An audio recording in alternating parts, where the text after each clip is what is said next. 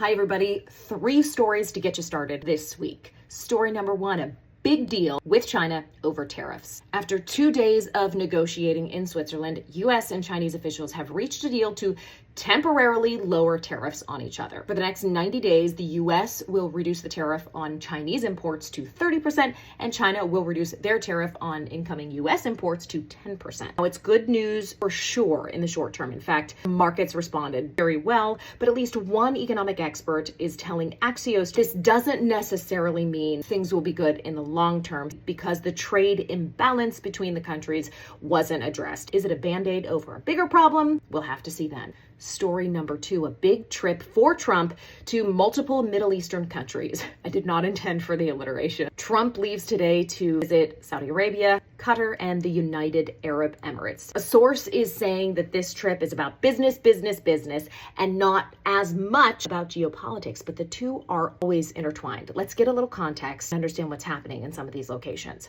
Saudi Arabia, widely considered to be a U.S. ally, they released this whole Vision 2030 thing, which is an attempt to sort of modernize their image worldwide, to diversify their economy, to be more of a tourist spot, and to be seen as a country that's just, how do I put this, kinder and better toward women. They've also exhibited questionable behavior that the United States has just looked away from, including the disappearing, aka brutal murder, of a Washington Post reporter years ago. Another thing about Saudi Arabia, they were working to normalize relations with Israel right before the October 7th attacks. So a lot of sort of sub-threads and storyline. But overall, this is a country that President Trump has always really treated well and prioritized. He is asking them for investments in American companies. So the relationship between him and Prince MBS is more or less good. So that's stop 1. Stop number 2, Qatar.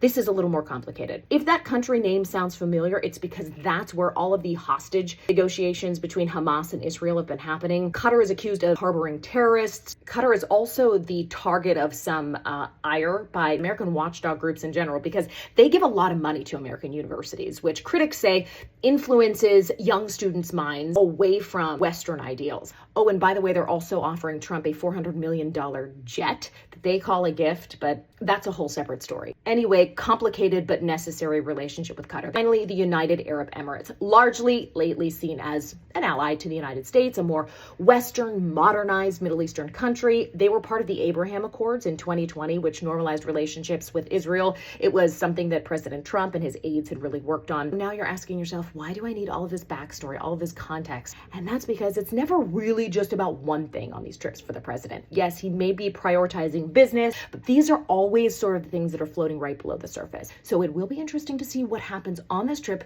beyond business and how this could change things on the world stage geopolitically. And finally, story number 3, Taylor Swift called to testify in the Blake Lively versus Justin Baldoni case, but don't get too excited because she might not end up taking the stand. Baldoni's attorney subpoenaed Taylor Swift because, well, you know the backstory now. She's like one of the dragons of Blake, yada, yada. But Taylor Swift's spokesperson says, listen, she had nothing to do with this movie beyond allowing them to use the song My Tears Ricochet. She had no creative control. Like, why do you need to hear from her? So we can expect Taylor Swift's attorney to file a motion to sort of overturn the subpoena. We don't know if we're going to hear from her, but either way, this trial still set to happen in March of 2026. Mark your calendars. Those are your 3 stories. Hope that brings you up to speed a little bit more. Comment and leave your thoughts below.